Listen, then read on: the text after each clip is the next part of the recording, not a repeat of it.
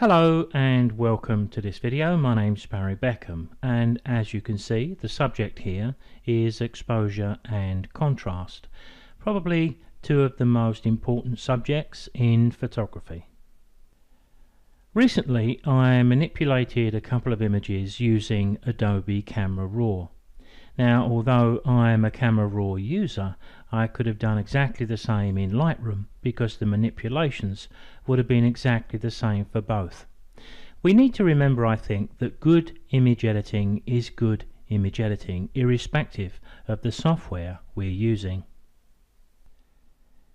The images were shot one evening on a place called Bribie Island, which is on the east coast of Australia, just north of Brisbane. We were shooting from the island, so we were able to look westward over a stretch of water called the Pumicestone Passage. Now, this wasn't a full-on photographic outing. I was taking some UK visitors to this spot, which is always nice, and on this particular evening it didn't let us down. But there wasn't a great deal of time for serious photography, and I only managed to shoot 22 images, mostly bracketed exposures. Generally, I would select the best image from a small shoot like this and manipulate that image to the level that I saw fit. But this time I returned to the images and found myself manipulating a second shot from those 22. It was while I was comparing the two completed images I'd made that I wondered if a brief talk about the exposure in contrast issues that were thrown up by these images would be of interest. As you can see with the image I have on screen, we're looking at an unedited raw image. Well, it can teach us quite a bit about exposure and the contrast of light. The first thing we can tell is that the exposure here is just about right for that particular time of day. But how can I be sure of that? Well, if you look at the skyline in the middle left, it's showing a streak of white which says all detail has been lost in that small area. But that's quite an insignificant area, but it does tell us that the maximum amount of light has been captured here. Any more exposure in this shot and that area of white sky would become much larger. It could become more difficult to deal with in Photoshop or Lightroom. In addition, if your skill levels in this type of editor are not right up to par, any work you did to combat the excessive overexposure in that area could be visible. The sun had just dipped below the horizon, but it's not sufficiently low enough yet to kill the high contrast light. The high contrast here gives us both a positive aspect and a negative one. So I think the positive aspects of the high contrast light here is that it's given me that great sunset glow.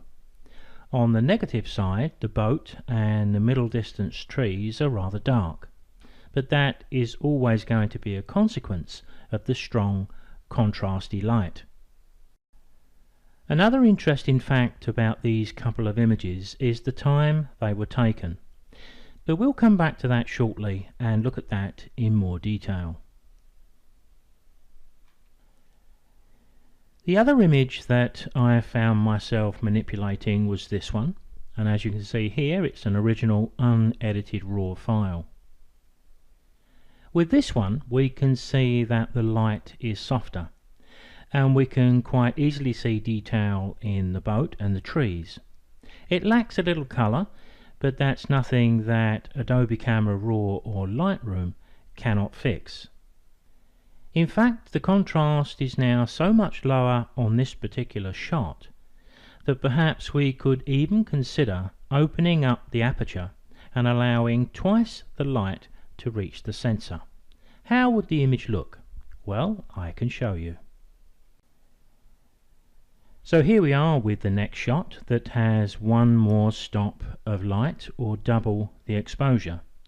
But when we look around the image, nothing is burned out, and this would be a very good image to manipulate because it's been exposed to the right.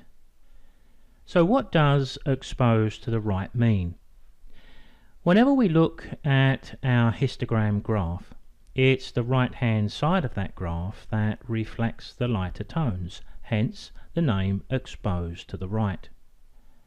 Now I prefer to say that I've squeezed as much light into the sensor as I possibly can, but without going too far. In my black and white film and negative days, we would hear this referred to as expose for the shadows and allow the highlights to take care of themselves. Exposing our raw images to the right generally gives us a much better starting point to begin that manipulation, because all of our editing can then be done from the lighter tones towards darker tones, not the other way around. This all results in easier editing, better quality in our image, and certainly far less noise. So let's take a brief look at the images I mentioned earlier on, and here, as you can see, we can view them side by side. In a moment we can look at the technical details, but here we're looking at unedited raw images. Here we can see the first of those two images, but with the technical details displayed. So there's no great surprises here. 125th of a second at f5.6 with 100 ISO. But as I mentioned before, look at the time that this image was shot. Almost 1753. When we look at the second shot, we notice that this one was shot just 4 minutes and 20 seconds from the first, and yet this image, with its 1/30th of a second shutter speed, required 2 more stops of exposure than the previous one. So the original shot required 125th of a second at f5.6. So if we go from 125th to a 60th, that would be 1 stop, or double the light falling on the sensor. But then of course we had to go further than that, from a 60th of a second to a 30th of a second we can see here, and that was required just 4 minutes and 20 seconds later to double the light again. Now the contrast difference between these two images, just 4 minutes and 20 seconds apart in time, can teach us quite a lot about exposure and how contrast affects our images and our ability to manipulate them. Now just for fun, let's look at an image that I shot 6 minutes earlier than the first one I showed, and how that short time scale has impacted on the contrast, and we can clearly see that in the sky and the water. It tells us that within a 10-minute time scale it's possible to go from an exposure that may be tricky to recover from, or at least give us some issues when we're trying to work it through Photoshop or Lightroom, and one that's quite easy to manipulate. It's all down to that high contrast of light, which is reducing now very rapidly as the sun sinks further down behind that horizon.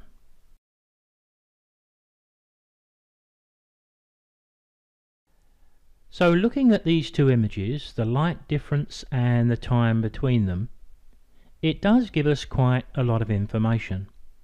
High contrast is one of the reasons many images fail, and if they don't fail, it's certainly one of the reasons why their appeal can be greatly affected.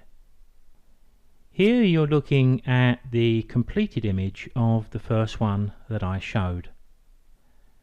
Now we as photographers are drawn to dawn and dusk for that golden hour of light, when the light levels are low enough that the contrast range is easy to cope with, and generally we get our nicest pictures. But we don't have a great deal of time. A few minutes can make the world of difference. Here we're looking at the second of the two images I started my manipulations with.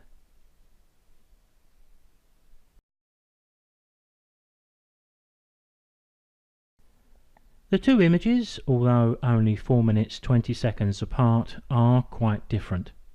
This one, high contrast, that very rich sunset glow, less detail in the clouds. With this image there was much more detail in the clouds. The overall image, I would suggest, is a little more subtle, and the image editing in the dark areas, the shadow areas, was easier to control. Sometimes when I find myself in a position where I do have a couple of images to choose from, particularly if I make an image and then create a derivative, when you first finish them you're never quite sure which one you like best. If you save them both, particularly side by side in maybe Adobe's Bridge, just view them over the next few days and you generally find the stronger of the two will make itself known to you.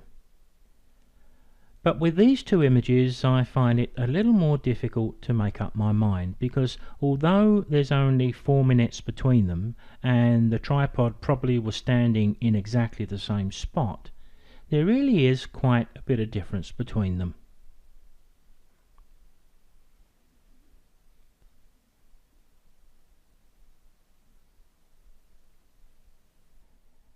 And remember this image, the one where I said I exposed to the right and I gave a further 1 stop of exposure which doubled the light falling on the sensor?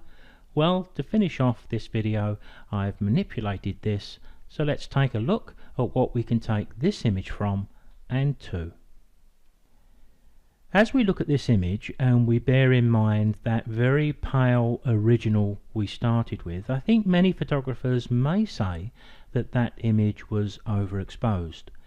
But we're merely exposing to the right. We're giving ourselves the best opportunity we can within Photoshop, Camera Raw or Lightroom to get the best result possible. The whole image is a lot more subtle, I hope you'll agree, and we can certainly see lots of shadow detail in the trees in the middle distance, because that exposure allowed us to hold that detail. Thank you for watching. I think that with our photography and the learning process, every little helps. So I hope this video did in a small way. It does seem to take a while until we can tie together the exposure triangle, shutter, aperture and ISO with the contrast of the scene in front of us, and then be able to get the best from that image in Photoshop or Lightroom. I do offer a complete set of videos under the title of Photoshop for Photographers. It's a complete Photoshop course. Part 1 and the first 14 videos, running for around 2.5 hours, are free for you to download and evaluate. If you buy the remaining parts, which are very reasonably priced, I offer a complete set of 58 Lightroom videos too. Come along to our website at the address on screen and you'll find Photoshop for Photographers fairly easily. If you're watching on YouTube, a link to those tutorials and the free videos is below.